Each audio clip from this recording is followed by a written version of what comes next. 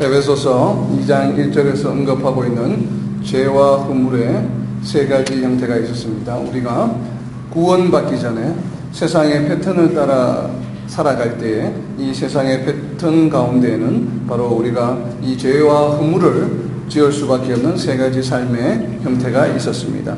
그 첫 번째가 세상 풍조를 따르는 것이요, 두 번째는 공중의 권세 잡은 자들을 따르는 것이었습니다. 오늘은 세 번째, 육체의 욕심을 따르는 허물과 죄에 대하여 살펴보고자 합니다. 육체의 욕심을 따르는 허물과 죄는 우리가 구원받기 전에 따르는 세상의 패턴인데도 불구하고, 우리는 구원받았는데도 불구하고 때로 이렇게 육체의 욕심을 따르는 허물과 죄를 짓고 있는 것도 사실입니다. 그리고 매일 이러한 유혹을 받고 있는 것도 현실이죠.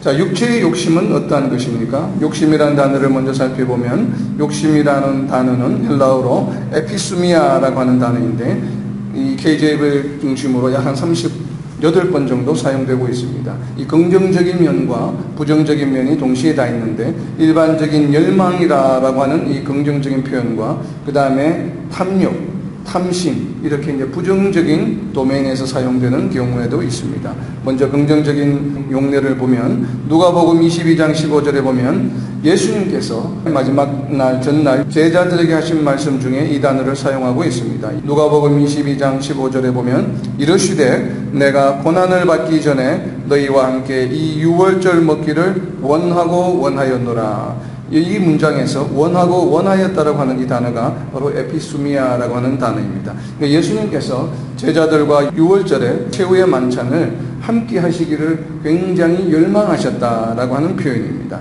바로 이 열망이라고 하는 표현에 이 단어가 사용되고 있습니다.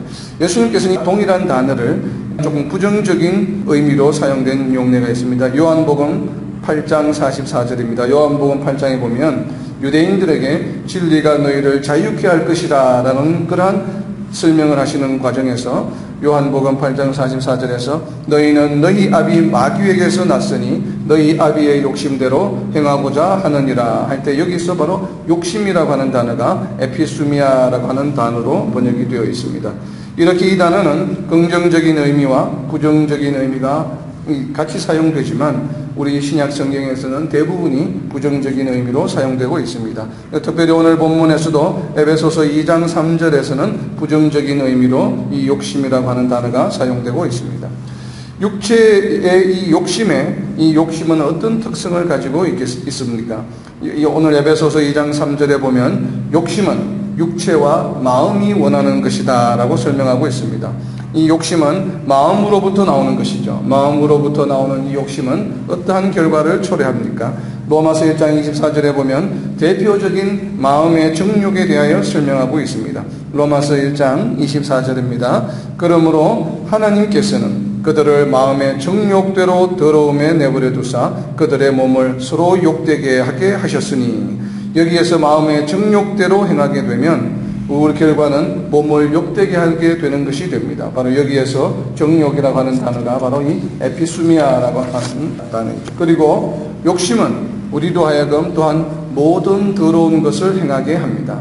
에베소서 4장 19절에 보면 자신을 방탕에 방임하여 모든 더러운 것을 욕심으로 행하되 라고 하는 말씀이 있습니다.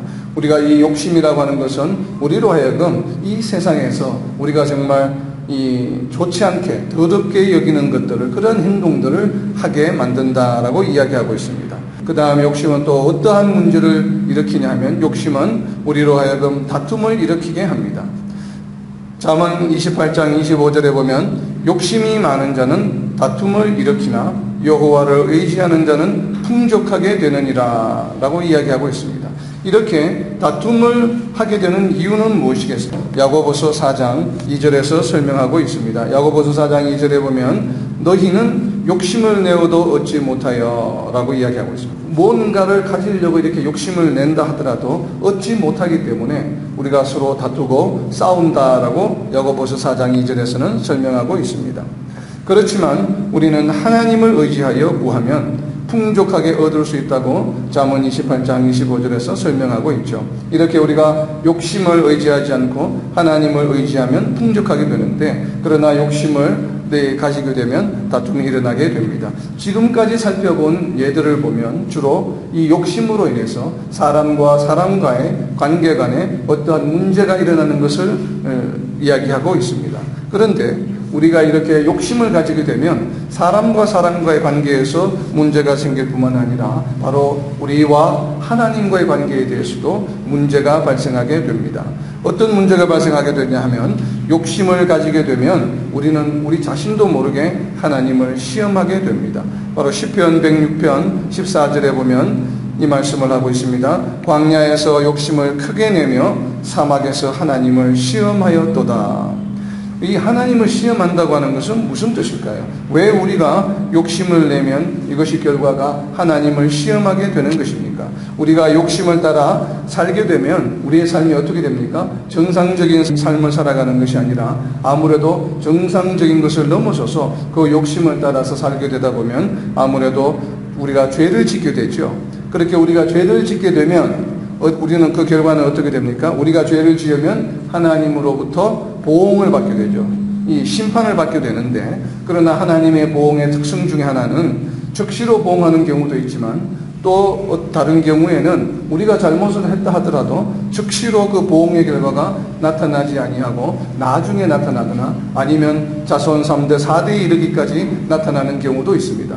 히스기야의 예를 봐도 그렇죠. 히스기야가 죄를 지었지만 히스기야에게 보응하신 것이 아니라 히스기야의 후손들에게 보응하신다고 이야기하고 있습니다. 이와 같이 우리는 우리의 삶 가운데 죄를 짓지만 그 죄의 결과 하나님으로부터 벌을 받게 되는, 심판을 받게 되는 바로 이러한 것들이 당장 나타나지 않다 보니까 우리는 그냥 무심하게 이 죄를 짓게 되는 것입니다. 그리하여 해서 마치 죄를 지으면서도 하나님께서 지금 당장 심판하지 않으니까 또 다른 죄를 짓게 되고 또 다른 죄를 짓게 되는 것이죠. 바로 이러한 행위들이 하나님 보시기에는 내가 이렇게 즉시로 심판하지 아니하니까 마치 하나님이 심판하시나 하지 않으시나를 시험하는 것처럼 보인다는 얘기입니다. 그래서 바로 우리가 욕심을 내어서 죄를 짓게 되는 것이 바로 하나님을 시험하게 된다고 시편 기자는 이야기하고 있습니다.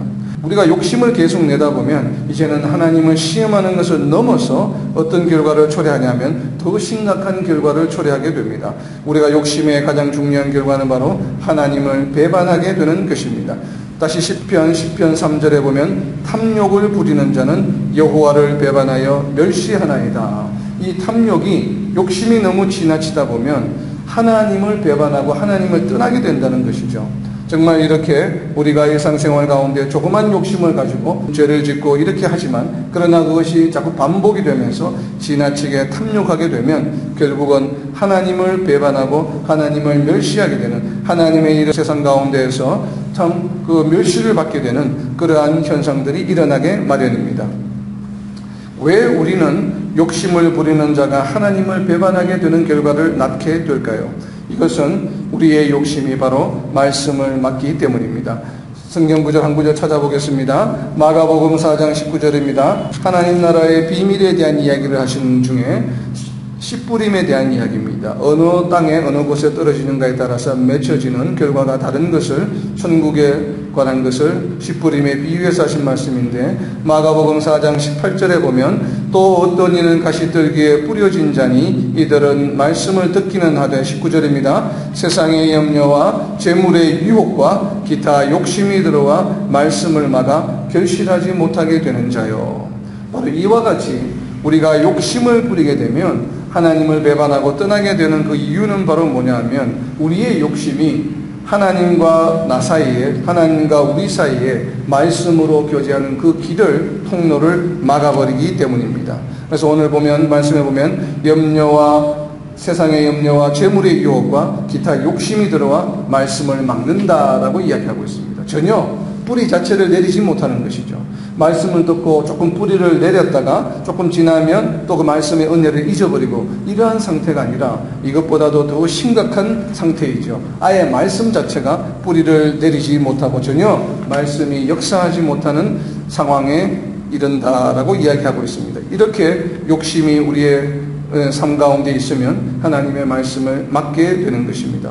혹여나 지금 우리가 말씀을 또 묵상하고자 하는 마음이 전혀 생기지 아니하고 말씀을 듣는데도 전혀 기쁨이 없고 말씀을 듣는데도 전혀 은혜가 되지 아니하고 말씀을 우리가 이렇게 들으려고 하는 마음을 가지고 있지 않다라고 한다면 우리는 다시 한번 우리 자신의 삶을 되돌아보아야 합니다. 혹시나 우리 생활 가운데 지금 날마다 삶 가운데 우리에게 욕심이 들어와 있지는 않은 것인지 바로 그 욕심이 하나님의 말씀을 막고 있는 것은 아닌지 살펴보아야 합니다. 여러 가지 욕심들이 있을 수 있겠죠. 우리가 지난 2주간에 살펴본 것처럼 자녀들에 대한 욕심, 물질에 대한 욕심, 명예에 대한 욕심, 이러한 욕심들이 있어서 혹여나 지금 우리의 말씀의 통로를 막고 있지는 않은지 살펴볼 필요가 있습니다. 그렇기 때문에 이렇게 욕심으로 인해서 말씀의 통로가 막혀서 하나님을 배반할 수밖에 없게 되다 보니까 결국 그 최종적인 결과는 어떻게 됩니까? 결국 사망에 이르게 되죠. 그래서 야고보서 1장 15절에 보면 욕심이 잉태한 적 죄를 낳고 죄가 장성한 적 사망을 낳느니라 라고 야고보 사도는 이야기하고 있는 것입니다. 이렇게 우리의 삶 가운데 욕심이라고 하는 것은 그 결과가 우리가 당장 눈앞에 나타나지 않아서 잘 알지 못할 경우가 많지만 그러나 이 욕심이 잉태해서 죄를 낳고 결국 죄가 장성하여서 사망을 낳게 된다라고 하는 것입니다. 그래서 우리는 이러한 욕심을 정말 가지지 않도록 노력해야만 합니다.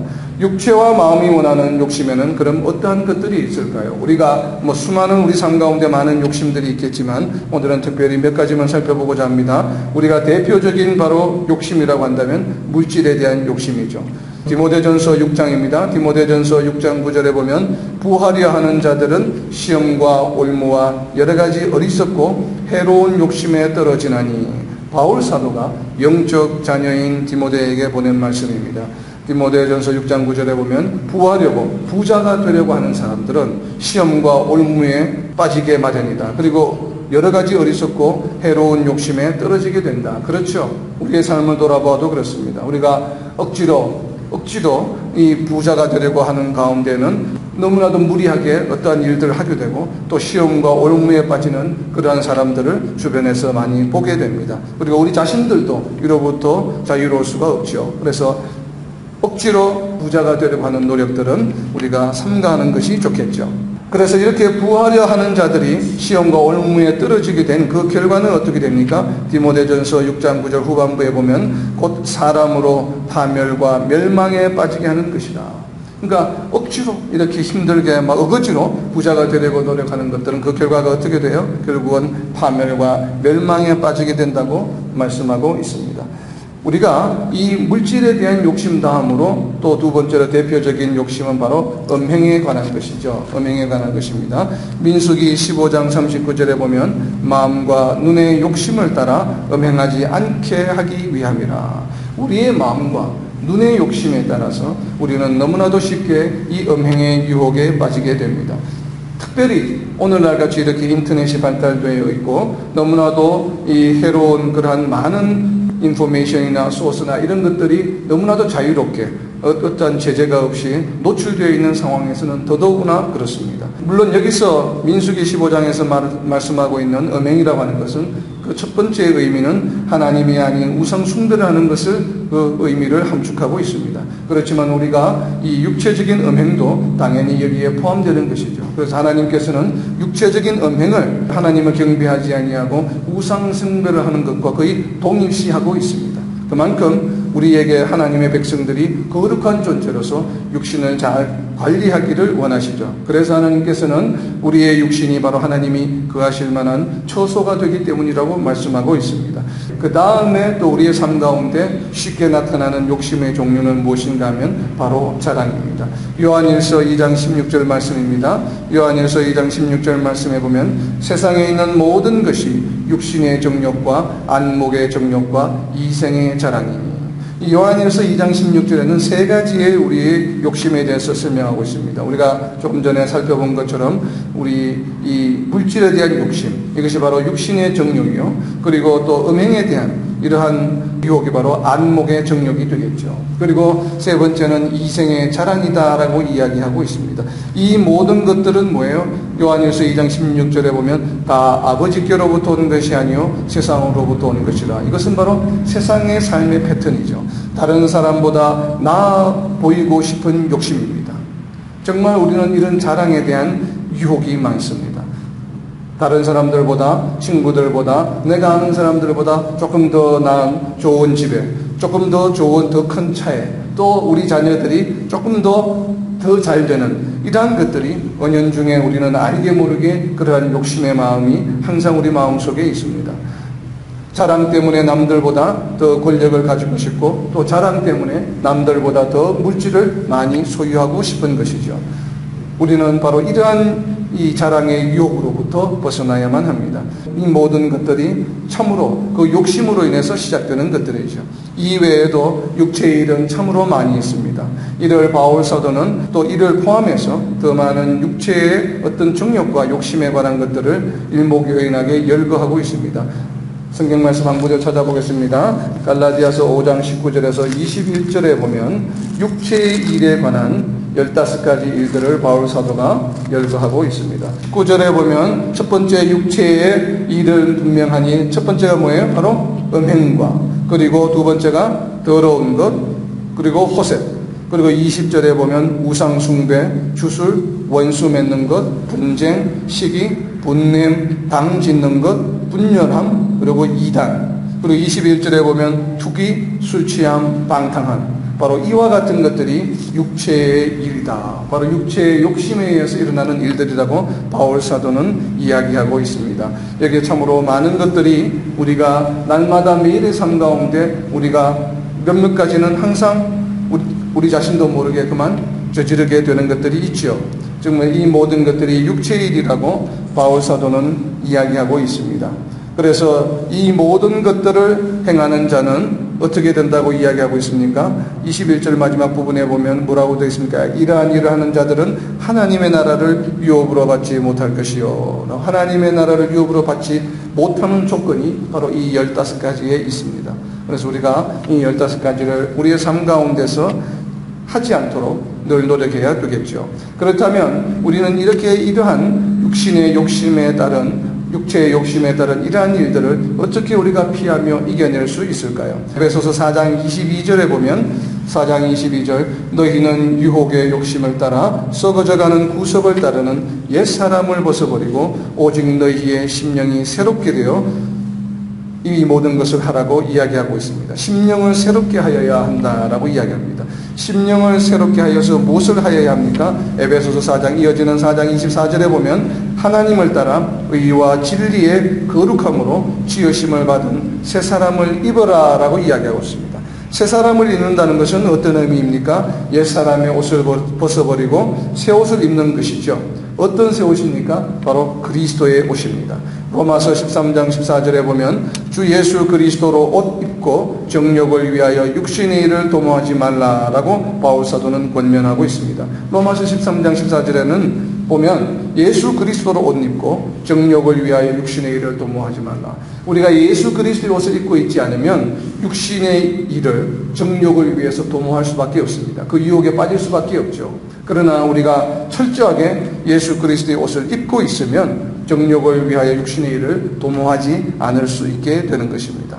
그렇다면 우리는 언제 이렇게 그리스도의 옷을 입게 됩니까? 갈라디아서 3장 27절에 보면 그리스도와 합하기 위하여 세례를 받은 자는 그리스도로 옷 입었느니라. 우리는 이미 세례를 받음으로 그리스도의 옷을 이미 입었습니다. 이것은 다르게 표현하면 우리 안에 성령이 오셨다는 것이죠. 우리가 그리스도의 옷을 입고 있다고 하는 것은 바로 우리 안에 성령이 내주하신다라는 의미입니다. 사도행전 2장 38절에 보면 세례를 받고 죄사함을 받으라 그리하면 성령의 선물을 받으리니 우리가 세례를 받고 선물로 받은 이 성령이 우리 안에 내주하시는 이 성령이 바로 우리로 하여금 그리스도의 옷을 입게 해 주시는 것이죠. 우리는 결국 그리스도의 옷을 입고 행한다고 하는 것은 다르게 표현하면 바로 성령을 따라 행하는 것입니다. 갈라디아서 5장 16절에 보면 성령을 따라 행하라 그리하면 육체의 욕심을 이루지 아니하리라 라고 말씀하고 있습니다. 바로 육체의 욕심을 따라 행하지 않는 방법이 뭐예요? 성령을 따라 행하는 것이에요.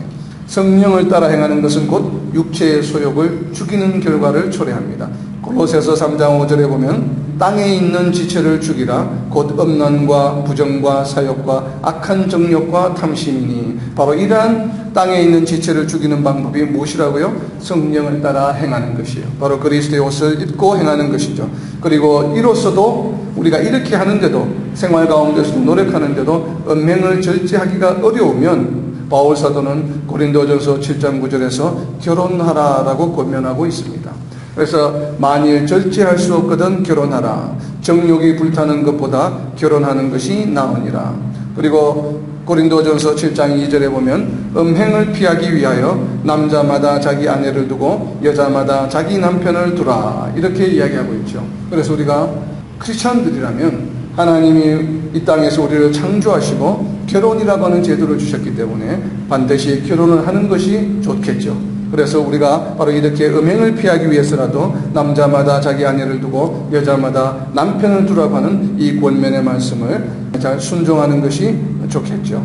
우리는 이렇게 여러 가지 음행의 욕심, 물질의 욕심, 이러한 것들을 피할 수 있는 방법, 이렇게 성령을 따라 행하고 그리스도의 옷을 입고 행하고 이러한 것들이 있지만 무엇보다도 중요한 것은 우리는 이미 그리스도로 말미암아 정욕과 탐심을 버린 자들이다라고 하는 확신을 갖는 것이 대단히 중요합니다.